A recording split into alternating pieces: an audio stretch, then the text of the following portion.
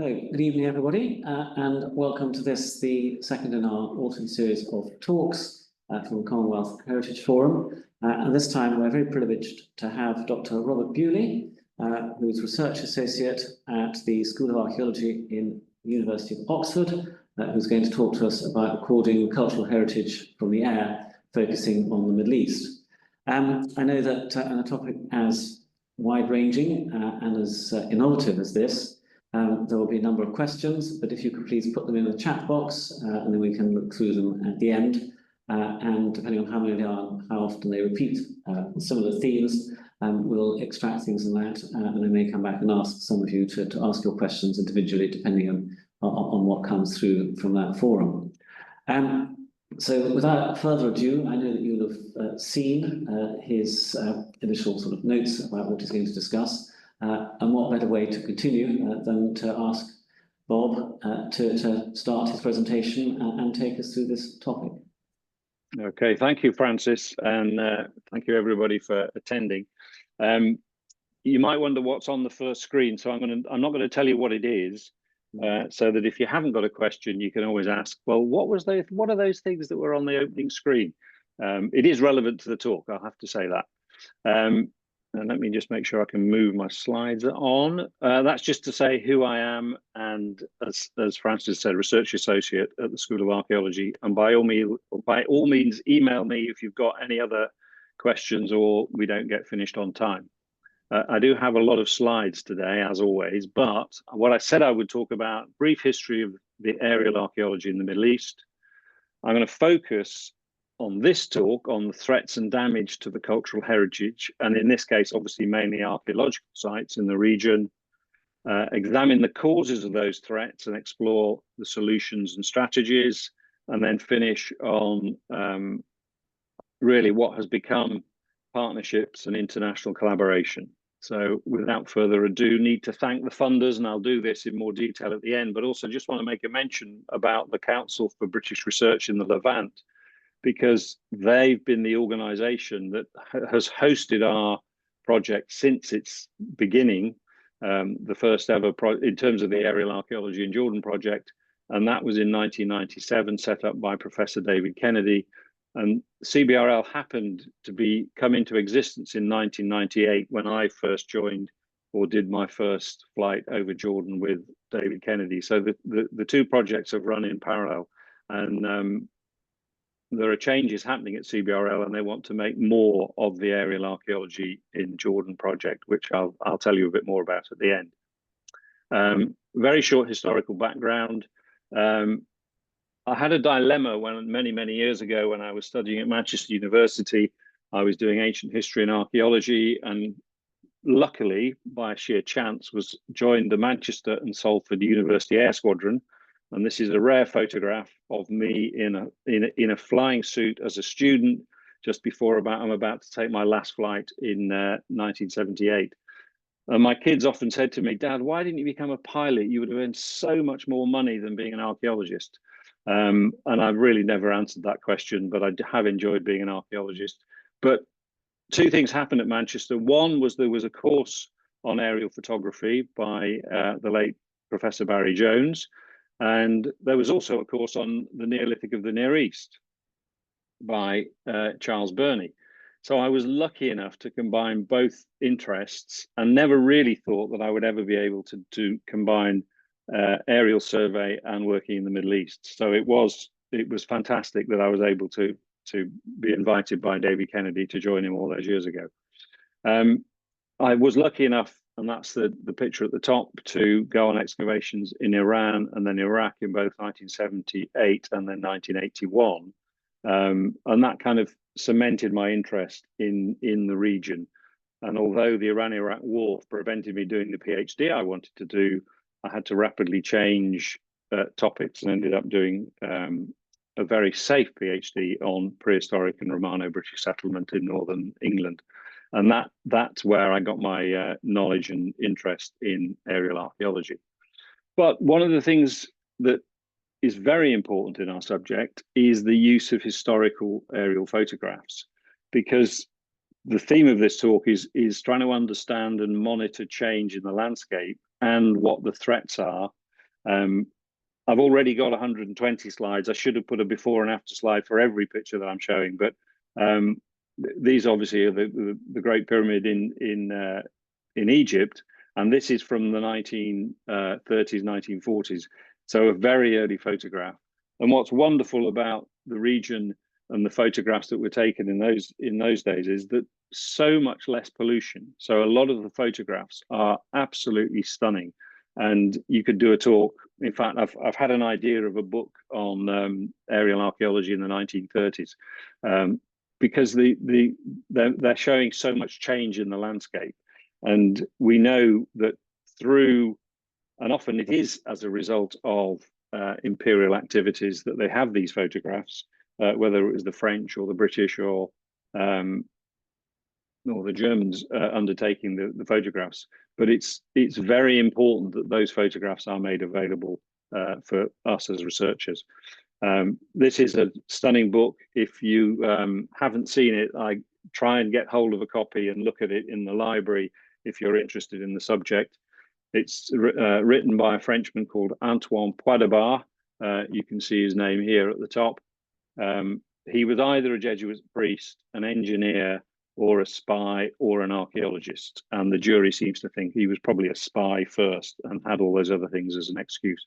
But this is a wonderful atlas of him trying to trace really the Roman frontier in the flying was done in the 1920s and early 30s, and this was published in 1934, but thoroughly to be recommended. Equally, although in the east of the Middle East, Flights Over the Ancient Cities of Iran, published by Eric Schmidt in 1940, now digitized. So in fact, the Chicago Oriental Institute has changed its name, but you would still find it under that name in Chicago University. And there's about 900 photographs. And the reason he did this work was that he was actually, why would an archaeologist have an airplane in Iran? Well, basically they wanted to use it as a taxi to get from Tehran to Persepolis. Luckily, his wife, Marie-Helene, who sadly died just as this work was being done, she knew about aerial archaeology, she knew about cameras, and she said, well, if you're going to fly around, you've got to take photographs and do a survey of Iran, which they did.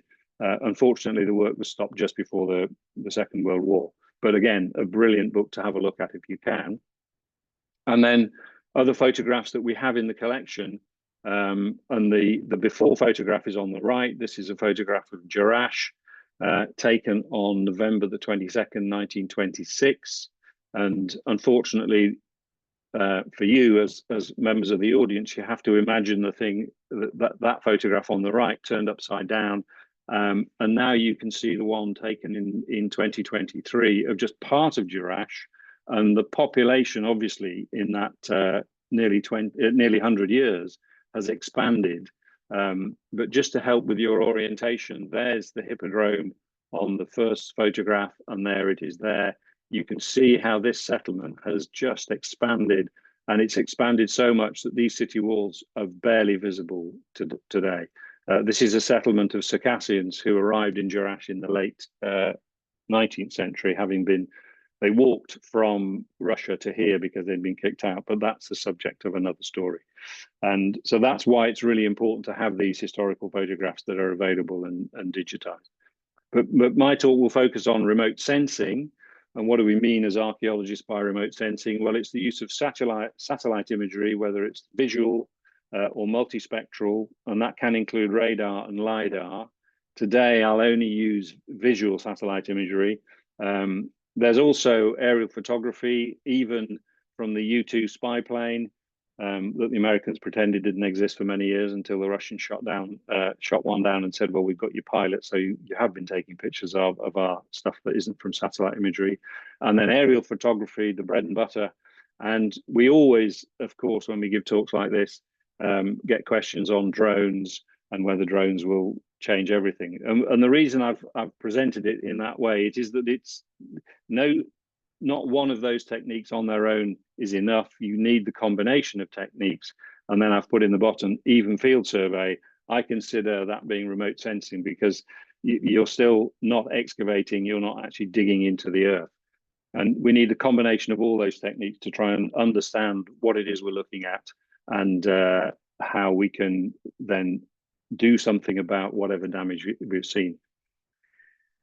For those of you who know about British archaeology, it's generally, in terms of aerial survey, but not exclusively, but mostly what's exciting is looking at crop mark sites. And the crop mark sites, a crop is visible because of particular conditions in both the soil and for the crop, and then also the weather conditions. Some years you would fly around the site, see nothing. You do need a dry year, because when a ditch has been dug, the crop will take longer to ripen and therefore be darker for longer and visible from the air.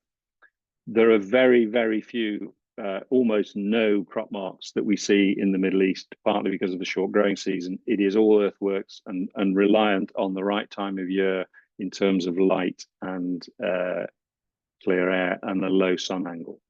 And we'll talk about that later. So a little bit about my background. I was head of aerial survey for English Heritage, and we did a lot of work in Europe at the end of the Cold War, including publishing this book after a conference in 2002.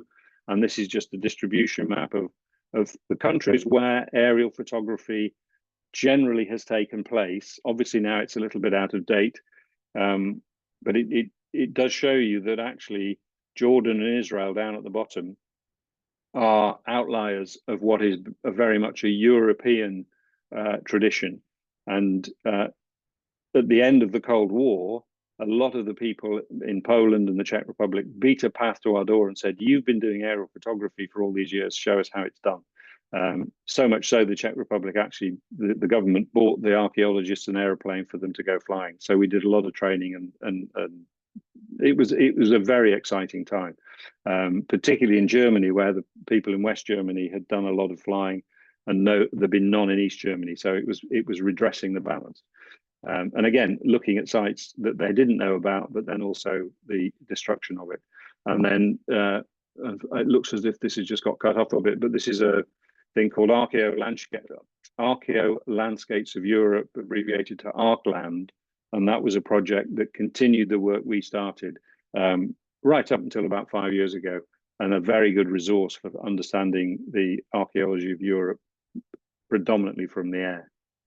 So to the region now, and apologies for this strange looking slide, but each of those black squares that you can see here are photographs taken and funded by the British government to help the Jordan government understand the landscape it had got from a development point of view, taken in 1953. And David Kennedy and his team studied these maps, studied these photographs, digitized them, and you can get copies of them too through the APAMI website. And this was the backbone of trying to understand where the archaeological sites were. David's particular interest initially was in Roman archaeology, but expanded right through from everything from prehistory. And we've just completed a flight just 2 weeks ago where we went as far east as we could possibly go, and we're recording items from the 19th century. And those, I'm literally in the middle of cataloging those now, so they'll be up on the APAMI website very soon. And the result of that work was this amazing publication, Rome's Desert Frontier from the Air, where David Kennedy and Derek Riley. And what that showed was how much you can get from just using historical air photographs. And clearly David was very keen to do air photography. Derek Riley was a Second World War bomber pilot, but got his pilot's license and flew from 1975 onwards, and was able also to fly in Israel from 1990 to 1992. And one of the other things that I'm doing is working on his slide collection. And here's one of his slides that he took of Caesarea Maritima on the west coast of Israel, and to try and digitize all those to make them available to a wider audience. So here we are, Aerial Archaeology, Jordan, 1997. We published the book in 2004, David and I, and that's the address of the website that I keep referring to, which is the Air Photographic Archive of Archaeology in the Middle East.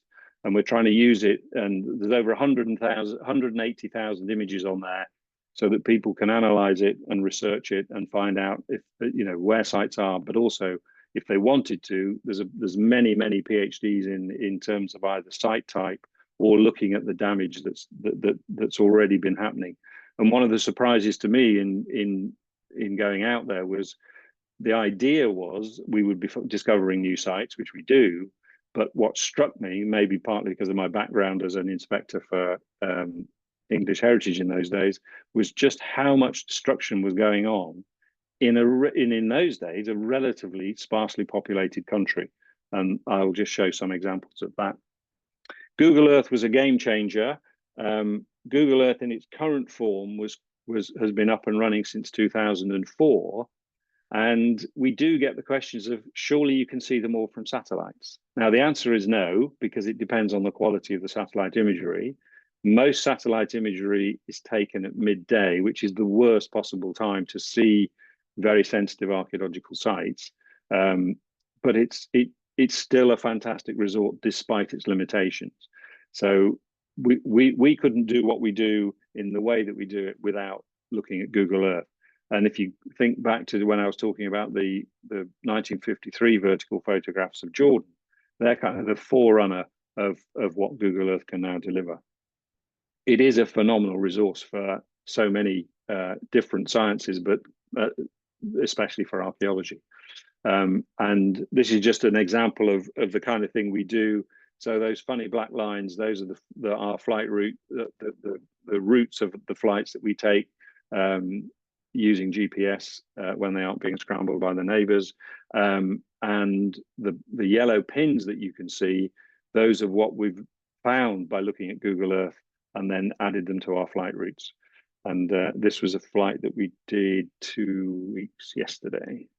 And we're very, very lucky. The Royal Jordanian Air Force used to fly us around in Hueys, and we're very grateful to them for having done that. And then when they finished with the Hueys, they said, "Would you like to fly in a Black Hawk?"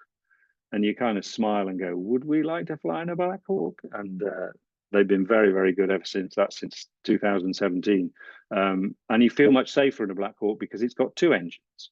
And as I'm a more of a fixed wing aircraft person, helicopters scare me to death because they if that thing at the top stops going around, then it can get very interesting. So far, in 28 years of flying, it's been fine, and they are wonderful pilots, and I'm amazed they still let us do it, but they do. And now I just wanted to show a few photographs, in a sense, the good news of what we do. For those of you who haven't been to Jordan, you must go, and now's a very good time to go, even though there may be a conflict, but there are very few tourists, and it is as quiet as it has ever been, and the more people who go, the better. It is entirely safe. I was there for 2 weeks just recently, and you can fly from London or Manchester, and I thoroughly recommend Royal Jordanian Airlines. Other things, obviously, this is the monastery at Petra, well known to many of you, but we also still are making new discoveries, and that's also very important for the people who both fund us and give us permission to do it. This is what we believe to be a Roman quarry, and virtually untouched since the Romans left. You can see these columns here. Presumably, this is only a few miles west of modern Amman, but ancient Philadelphia. And you can see these almost finished. You can see the lines here where they were going to cut out something else. And here you can see the rectangular one before they've rounded it off. And I just often, when I give this talk, say I can just imagine the people working on this saying, "We're never going to get paid, are we? The Romans have gone. It's all over. And it's just abandoned." And you can see there's another huge column drum here, untouched as far as we're aware. The problem is this site is surrounded by modern quarrying. Of course it is, because it's good stone for building. The Romans knew what they were doing. So this is a site that we've informed the Department of Antiquities, and they are keeping a regular eye on it. And when we photographed this purely by chance, we were looking for another site. They then alerted it and have done quite a lot to protect it. Other sites, just some of my favorites. This is a site called Casa Bushir, a Roman, probably a palace rather than a fort, but as always, if there are three archaeologists in the room, you'll get four interpretations. And some people say, no, no, this is all part of the Roman fort frontier, but it's not. And it was built in the late 3rd, early 4th century, and is in pretty good condition, but you can see that there are bits that are happening to it. And you can see that this tower is collapsing. And I forgot to point out that this truck is there and the men who are doing the looting are hiding there. So when we made sure we orbited and went very, very low, so they knew we were taking pictures of them. But these around the site, there are many, many looting pits, and you can see them here. So looting is a massive problem in the area. And then I just put this one in just to show that there are other things as well. This was taken in 2022. This is one of the early navigation markers for the pilots flying from Cairo to Baghdad, mainly Air Force pilots, but they were also taking the mail, the very important mail from Cairo to Baghdad. And in parts of this landscape, it's very difficult to navigate if you haven't got a map and you haven't got GPS and you haven't got radio. This is very early days of flying. So they put these huge markers in the ground, and then also plowed a furrow so that they could fly along the furrow. And if they had an engine failure, which they did regularly, because you're talking 100 years ago, they could land and get a message and saying, this particular aircraft is stuck between markers 22 and 23, and then they could bring an engine out and repair it. And then other things that we see in the landscape, this is way in the east of the panhandle of Jordan. We believe it to be something to do with a military installation, but as yet no one's actually found out the exact records of what it is. Is it to do with the early development of oil? Is it to do with the ML route? We just don't know yet, but we know people who are interested and want to do research on it. And then other places like this, which is the pumping station at the place called H5 or Safawi, built by what is now BP, but obviously decommissioned about 20 or 30 years ago. But a huge, great community. And one of the stories is it had the first ever cinema in Jordan. And once it was decommissioned, the local population said, but we really want to restore it. So there's now a project run by CBRL to record it and hopefully restore it. And as we were flying around it, we discovered here you can just see what looks to be the remnants of an arrow. And that was one of those early markers to tell the pilots that if they were heading to Baghdad and everything in their aircraft said they were pointing east, they were on the right line. If they're going the other way, the arrow points them that way. I just think it's really amusing that you can have an arrow in the ground telling you are actually going the right way, because you should be going the right way. How they navigated it, I have no idea. It must have been so difficult because you only needed a strong wind to blow you off course and you were absolutely stuffed. Anyway, that's for another day.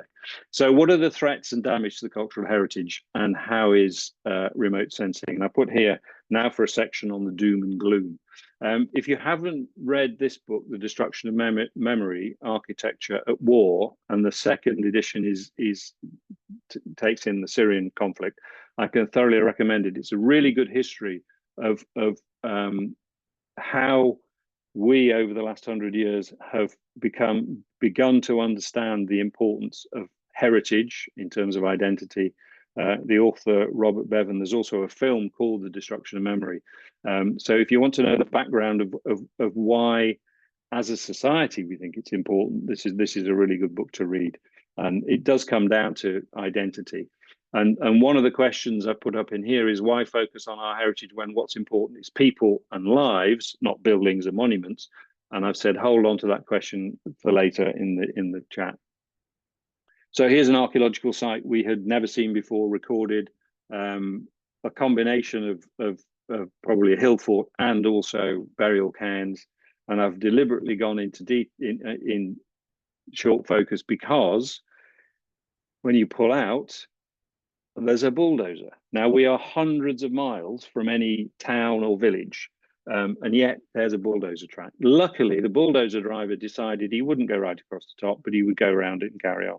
This is bulldozing for exploration for both gas and for oil, which as yet in Jordan hasn't been found in any quantities at all. but the landscape is littered with bulldozing lines for seismic surveys, and the destruction is absolute and total. There's no going back from it.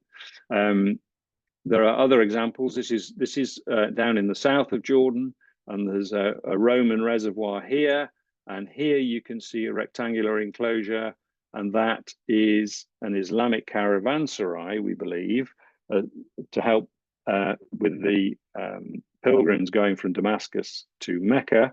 And we photographed this in 1998. This is one of 3 in this particular location.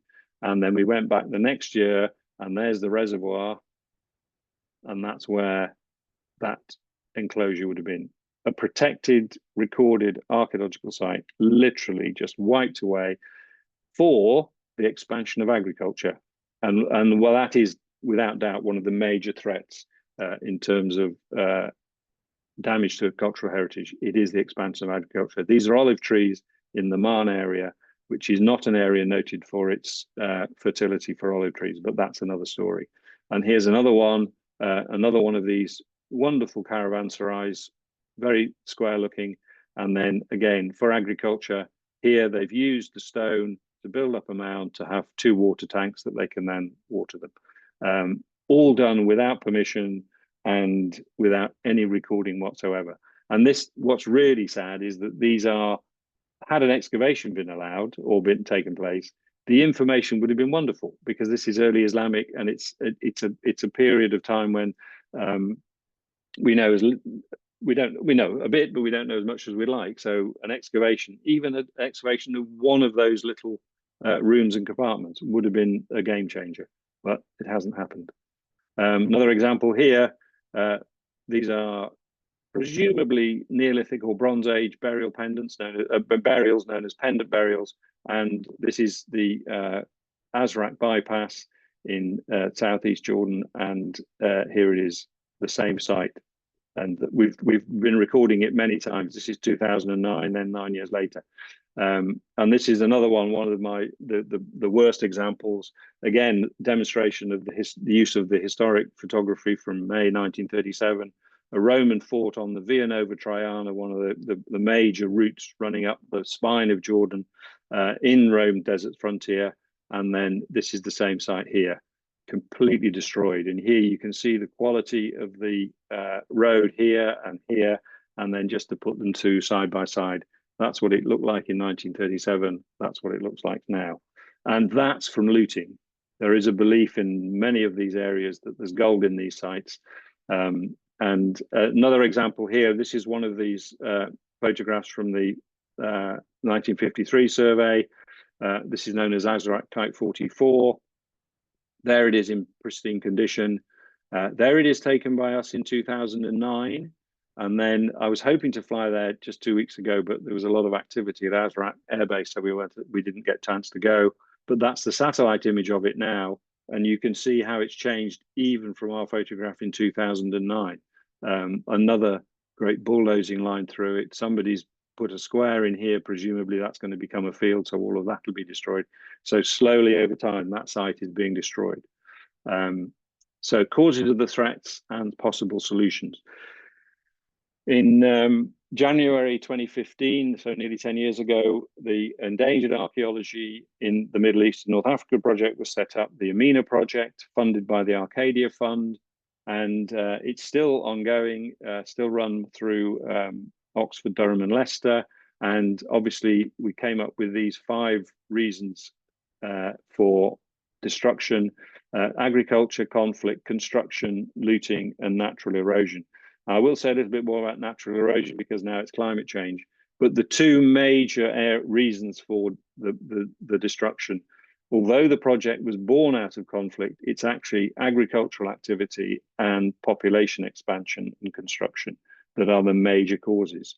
That's not to say that looting and conflict and climate change aren't as important, but actually in terms of sites destroyed, it's through construction and agriculture. I just wanted to say a little bit about climate change, because I think climate change is becoming one of those topics that obviously none of us can ignore, But recently I was in Egypt for a climate change and heritage adaptation. It was called a retreat. It was a workshop. And this is, at the moment, this is unpublished, but it's a report that's gone to the British Academy, because they funded the project, to see, to try and get people who are cultural heritage specialists to understand more about what climate is and the impact, and then particularly what we're going to do about it in terms of the impact on the cultural heritage. And I think that that's going to be a major theme for the next 5-10 years. And I know that the Amina team are going out to Jordan next week. There's actually a conference this week on climate change in Jordan, and there's another workshop the week after on what are we going to do about the impact of climate change on the cultural heritage, because it is enormous. And I think as archaeologists, we have not done enough about it yet. So that will be a big game changer. The Amina project has a database so that everything that's recorded using the satellite, there's no point in recording it unless you're going to there's no point in knowing about a site unless you're actually going to record it.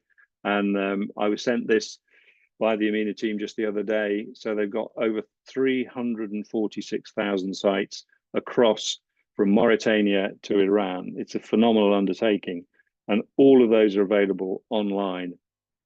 The Iraq data is actually being enhanced at the moment, so it's actually more than that, but that's going to be re-uploaded in a few weeks' time.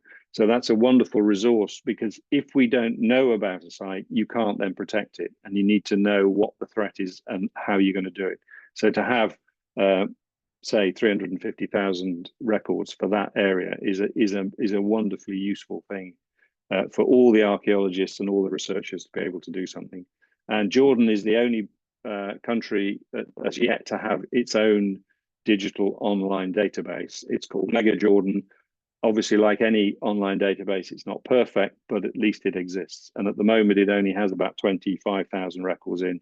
So through the work we're doing and through the Amina team, we are helping the Jordanian authorities to update it. Again, there's no point in doing it unless you're training people in the use of these things. And we got money through the British Council's Cultural Protection Fund to look at cultural heritage protection, to train for capacity building, but also for education and advocacy. So here's a training session going on, and Shada works for CBRL and training people in how to fill in the database, how to understand what's on the satellite images, and then also awareness raising. We had a really good series of conferences in Alexandria and Jordan and Tunis and right across the region with these posters in Arabic and English, so that local population could see that it is, to introduce them to the fact that the heritage is all around us. It isn't just for specialists, it's everywhere. And what makes it important, that's a big discussion, is, well, who decides what's important? And often it's the local people say, well, this is our heritage. That's what makes it important. And that just sort of shows you the number of people that can be involved at these training sessions. And this is hot off the press, and there isn't time to go into it. But if you look on the left and see the number of red and green squares, and then look on the right and see the number of red and green dots, you can see a massive increase from the 5th of October, so before the Hamas attack, and now this is on the 9th of January 2024, so a little bit out of date, but still you can see the massive amount of damage. And that was done, I won't go into the details of how they did it, but it was using remote sensing data to try and see, to get signatures on buildings and buildings that have been destroyed. So if you want to go onto the Amina website, you can see that as an interactive map running all the way through it. And clearly it's devastating. And we know that many of those things, obviously there were the apartment blocks and everything else, but many of them too are heritage sites. And even there is a suggestion that even some of the churches were targeted, and mosques as well. So as I said, this is very, very depressing. But what can archaeologists do? At least we can try and record it and understand it, and then have some idea of what we can do after that's happened. I just put that on I won't tell you how far I am through the talk, but this is an archaeological site that reminded me of a clock, so I better speed up. I'm getting there. And as it's the Commonwealth Heritage Fund, I just put a map of this part of the world because what I've been talking about is relevant to all of these countries, and other countries in the world as well. It isn't used in the way that it might be in all those countries, but I'm going to rapidly just go through a few of the places that it is. So there's another project similar to the Amina project. It's called Mapping Africa's Endangered Archaeological Sites and Monuments. Here's a little example of Sudan and Khartoum. Again, the country, Sudan, massive conflict, but well worth, if you're interested, looking on that website to see what they're up to. And they have a wonderful thing that they do on Instagram every now and again. You're able as a almost a participant to look at sites and see what they're finding out. And they're covering all those sites in sub-Saharan Africa. All of these projects are funded by the Arcadia Fund. Another one is also looking at maritime archaeology, the Maria project run from Southampton University, and that was developed with the Amina project as well. And then there's this project mapping archaeological heritage in South Asia, also very, very important in terms of areas of Pakistan and bordering Afghanistan as well. And then there's the Central Asian archaeological landscapes through the University College in London as well. So there's a huge amount going on. And what I'm trying to do now is say that the project that we've got in the Middle East in terms of aerial archaeology should move to be a training project in aerial archaeology in the Middle East. Massive collaboration we've already got. I've listed the people there that we're collaborating with already, and then also the funders through the Arcadia Fund and the Augustus Foundation. And this year's work has been funded by the Society of Antiquaries of London. And we're now at a stage of wanting to be making applications for future funds for 2025 and 2026, because my plan is to hand it over to CBRL and the Jordanians, so it becomes a project based in Jordan, not least because I really have to retire sometime soon. Okay, so now we're going to look at a few snippets of what's good and what's next. We were lucky enough to do some work in Oman, again, training local archaeologists flying in Oman. For those of you interested in castles, I mean, who would be? There are over 5,000 castles and towers in Oman, and it's a phenomenal country if you haven't been. Many of them are in very good nick, but the same factors are affecting it. Some of them have been restored. Some may say over-restored. I haven't actually visited this one on the ground, but they really love their castles in Oman. But there are plenty of other types of site, but many of them have the castles surrounding them. And this is one of my favorites, which is a hilltop site. No idea what date it is. Probably prehistoric, but you never know, might be later, we just don't know. So again, many thanks to the Air Force of Oman for hosting us, and hopefully I'm going back in February to do a workshop on aerial archaeology there. And then you've probably heard quite a bit about the Royal Commission for Al-Ula, and they commissioned an aerial survey. David Kennedy and I had been wanting to do air photography in Saudi Arabia, and then we got a message on Twitter in 2017. So ever since then, there have been various projects that have done air photography. I was going to use this as my opening slide, but I thought that was a bit flashy and showing off, so I didn't. But we were able during COVID I was able to join the team to do about 100 hours flying in 20 days, which was just incredible. And some of the sites are phenomenal and are unique to this part of the world. And that's what makes it so exciting. Why is it that only in this part of northern Saudi Arabia and into southern Jordan do you get sites like this? It's a very strange thing to have. And we think that often it isn't just the sites, but it's also the gaps in between them. And Matt Dalton, who was in the previous slide, he's done a lot of analysis, and it's actually the pathways running through here, often running for maybe 700-800 kilometers, that are as important as the actual sites themselves. And here again, you can see the bulldozer's been there already. And Al-Ula, as it's the area, is also home to this amazing Dedan city, a whole civilization from the 8th to 5th century BCE. Haven't time to go into it, but phenomenal. If you can now get a tourist visa to go to this area, and thoroughly recommend it. It's a completely unusual landscape. And then we were also looking at a place further south, Khyber, which is a magnificent oasis. And if you don't know about the Battle of Khyber in 628 of the Common Era, do look it up. It's a familiar story of Islam against Israel, but starting in 628, an amazing story of the Jewish population having been kicked out of Medina. They go to Khyber and then they get kicked out of Khyber. But some of the archaeology is phenomenal. And this mud brick village was only abandoned in the 1970s, and the same in Al Ula as well. So there is just so much going on there. And I couldn't not just show a picture of the Qaza Al Farid from Medin Salah, which is just a phenomenal construction. Nabatean too, but that's for a different day because I'm running out of time.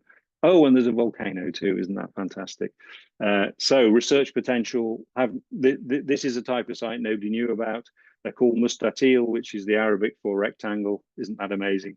They're Neolithic burial sites, but particularly to do with oxen. And there's one project run by Hugh Thomas and his wife from the University of Sydney looking into it. So do follow that if you can. One of the other issues, just some of the challenges we had, this is when I was in Jordan 2 weeks ago. I was actually staying at a friend's house opposite the Crown Plaza, but the GPS that I was just testing told me that I was actually at Queen Alia Airport. And the reason they do that is that the neighbors of Jordan scramble the GPS so that any missiles coming over wouldn't hit them, but would hit the international airport, which is to try and deter the people sending the missiles. It's a risky strategy, but that's the way it works at the moment. Field work, the best ways of doing field work is to have a helicopter that can land you on the site and you can do your field survey. Not everybody has that privilege. Drones, very, very important too, because there's one thing finding the sites, but then when you visit them, you will never see this from the air, the rock art, and the other things that you find. So it is, as I said at the beginning, to have that combination of stuff. I've mentioned climate change. This was November 2020 in Saudi Arabia. Who would have thought you would have seen so much water? 3 days of thunderstorms, and it was absolutely fantastic because it's a bit like snow in Britain. In Saudi Arabia, rain is so rare. Everybody gets in their 4x4. They all get stuck, but they all have picnics in the rain because it's such an unusual event. There are dangers. That's why I say having a helicopter is so much better than having one of these, because you do get punctures and you've got to fix them there and then. And then just about research potential, we were flying in 2021. We thought we were photographing Roman sites because that's what we've been told they were. We see this amazing avenue here, and then we look in detail at the archaeological sites, and they're double curbed cairns with burials inside them.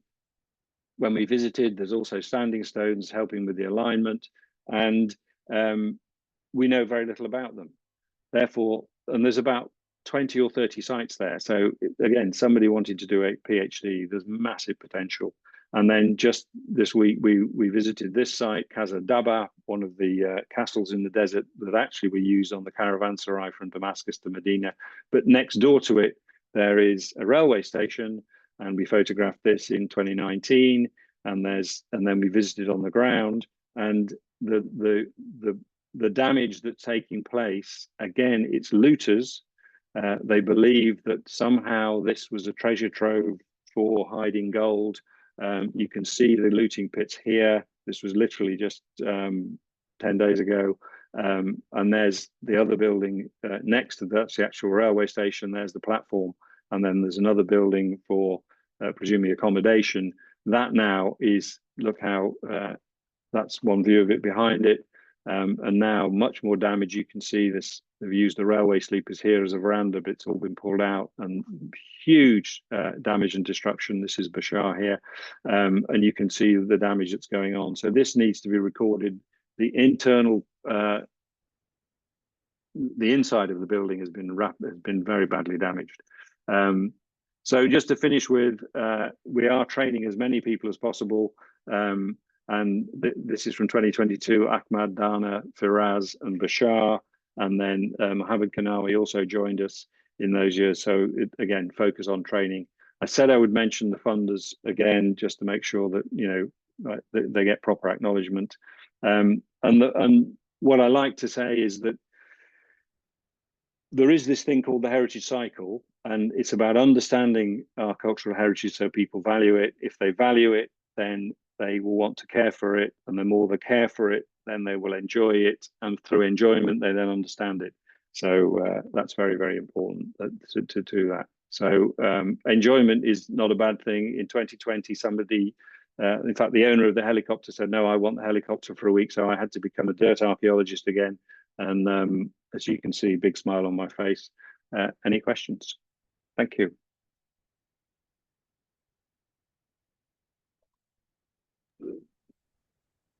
Thank you very much indeed, Bob, for that talk, which has given an incredible insight to a whole range of activities and items which there have been. I've got a couple of questions just to start with in the chat box, and I'll ask the people who posted them there to ask them in the order in which they've come in. And so, first of all, Mohammed, perhaps you could ask your question about important challenges in the field. Yes. Thank you. First of all, thank you for this wonderful take. What are the most important challenges in this field? And can I, as a specialist in GIS and remote sensing control, contribute to this work? I look forward to hearing from you. Yeah, where are you based, Mohammed? Yes, thank you. He's asking which country you're based in. Yeah, where are you? Okay. Hearing forward hearing from you. Yeah, Mohammed, if you want to email me, then we can have a question. We can talk offline. Yeah. Okay. Okay. Thank you. Well, thank you. And I've had another question from Keith. Keith, please ask your question. Dr. Bewley, thank you very much. I mean, that was so much information. Just two questions. The first is technical. What is the advantage of LiDAR over other forms of aerial photography and satellite imagery, and what added value to LiDAR do they give?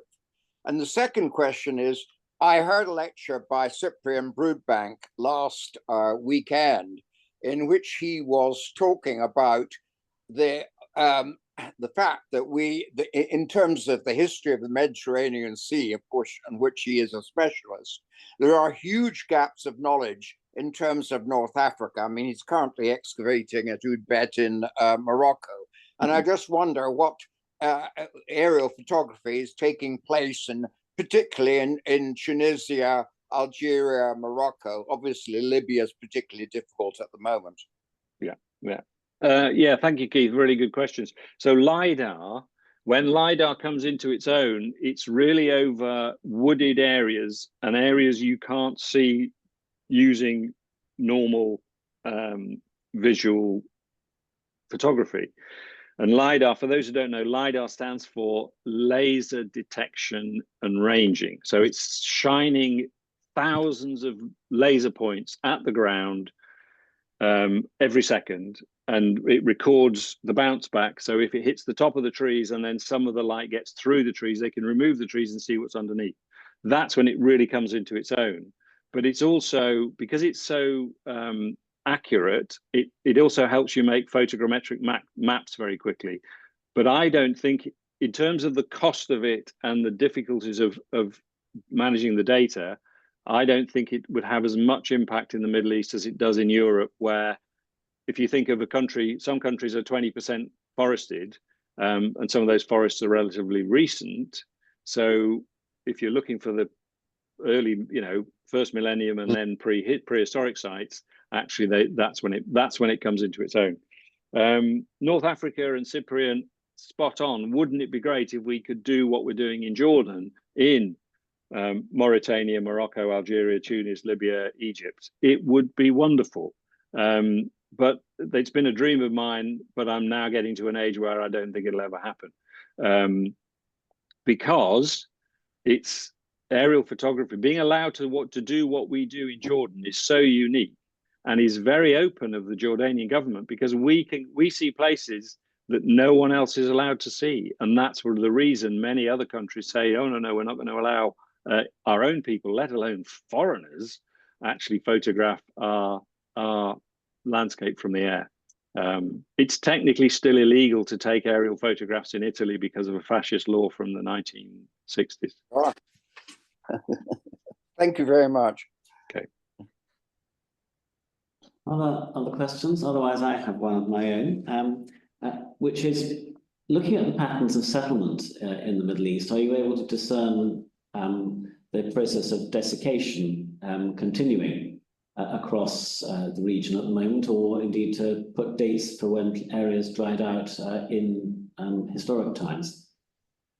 Yes, there's a lot of work being done on that by a whole range of people, but I mentioned the Amina team, and they've done work in Iran looking at the impact of desiccation on archaeological sites. And I remember having a Zoom call about 6 or 7 years ago, and they're basically saying that the temperature, the rise in temperature, and also it isn't just the rise in temperature, it's the variation in temperatures over the year from very hot to very cold, and the wind are what are having the greatest impact on the cultural heritage.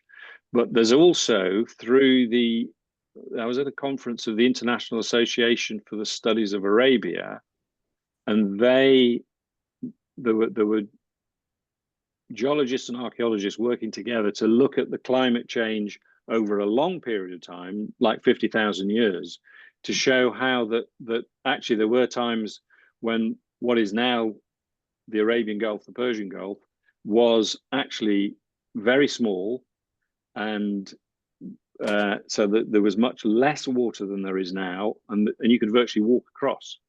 And it was much greener. So it isn't a linear change. It's kind of there would be times when it was warmer and wetter and much greener, and then drier and through time. So yes, there's now growing evidence as to the changes over 50 and 100,000 years. And are any of those changes related to human activity? And can people posit the fact that deforestation for fuel or to clear land for crops or some other reason was the cause of any of these things, even in centuries? Not on the scale that's happened since the 19th century. And yes, the ice cores in Greenland do record some of the pollution that was caused by Roman lead smelting and copper smelting in the region, in the Middle East and North Africa, but it wasn't enough then to have an impact on climate change. The other ones have all been as a result of natural variations in what happens in the world's climate. Nothing has been on the scale, because what we've done since 1850 is off the chart. There's nothing comparable to it prior to that. Meanwhile, a couple of other questions have come in. Matthew Teller, you had a question. Oh, okay. I'm very happy to read it out. I was imagining that you would go for the chat version, but okay. Thank you for introducing me. Hi, Bob, and hello to everybody who's on the call as well. It's just a very simple question, and it refers to the first thing you said when you started. What are those things on your first slide, Bob? Well, they're not as a result of human action at all. They're called yardangs, and I just love the name yardangs. And they are just molded plugs of limestone and sandstone in the Alula region. And where we were staying, one of the resorts, as they're called, is down one of the wadis, and you're surrounded by these yardangs, and carved. Shaped by millions of years of wind and water and ice and snow and everything else, and all those climate change. And I shouldn't really have used it because it was about cultural heritage, but this is the natural heritage writ large. But it does make you wonder how that kind of landscape would have influenced the people and their architecture, and did it influence the Nabateans in terms of how they carved their cities and their tombs and everything else. But I love the name that geologists have given them, yardangs. Fascinating. Thanks so much, Bob. Thank you. Yeah, thank you. And I had another question as well from Mrudula Mana. Perhaps you could ask your question. Hello. Sorry, I won't be able to switch on my video. But yeah, thanks for the wonderful presentation. It was a visual treat. Well, my question is related to, the cases where we also have very rich sources of archival material, especially in the form of photographs, lithographs, paintings. And now that, when we are documenting the similar sites with the advanced digital techniques, often both the data sets kind of stay in silos. So, can you share your thoughts and can you share your experiences about how both the things can be used better with the help of probably AI or machine learning, especially for this assessment purpose? Yeah, no, that's a really good question. And the projects that I mentioned, those ones using remote sensing, AMINA and the Maritime one, and the MASA project as well in Africa, they're all developing means of machine learning so that you can cover large areas. And one of the things I was thinking about when I was directing the AMINA project was, if you could train through AI the computers to look at the whole of the Sahara, because for us as humans to sit and look at every square of the Sahara Desert and find nothing, it's enough to drive you bonkers. But if you got a machine to do it and it came up with certain signatures, and then you could check what the machine learning, you could cover a massive area and say, actually, there's very little here that we can see now. That doesn't mean to say there's nothing there, because it could be covered with sand. But then also, as you say, to compare the historic photographs with the modern ones, what that requires is for the historic photographs to be digitized. And that's part of the problem. They haven't yet all been digitized. So for an example, there's a wonderful archive in Cambridge of aerial photographs. It's called the Cambridge University Collection of Air Photographs, probably 1 million photographs, or maybe slightly less, 700,000. That's a closed archive. It's a shame it's closed, but I'm now working with some people in Cambridge to try and get it digitized so that you could then do the comparison of what's now and what is there. So massive potential. And yes, archaeologists are working on it. There are quite a few already published articles. And I think, I can't remember whether it's a blog or a published article about AI that they've been using through the AMINA team in Durham. So yes, there are things, it's a hot topic and a very good question. Thank you. Thank you. I mean, I hope that more resources come into on the open platform soon, especially for the countries that you are mentioning, because I'm from India, I'm looking at the Western coast. So lot of material, the archival material is actually available in the UK sources and libraries, and those are very rich sources. And now that we have also started looking at the current mapping, so that will be helpful. Thank you. Yeah, that'd be great. Well, thank you very much for your questions, all those who put them forward, and particularly thanks to Bob for being able to ask them, as well as for his wonderful presentation. We've now got to 7 o'clock, so we should probably, in fairness, let him go and let others go to continue their evenings. I know that if you're joining us from India, it must be past midnight by now. Thank you, as I say, for joining us. I do hope you will be able to be with us again in our next talk. You'll have seen a note in the chat line about how to get in touch and join us for that through our website. And look forward to seeing many of you again soon. Thank you very much indeed, everybody.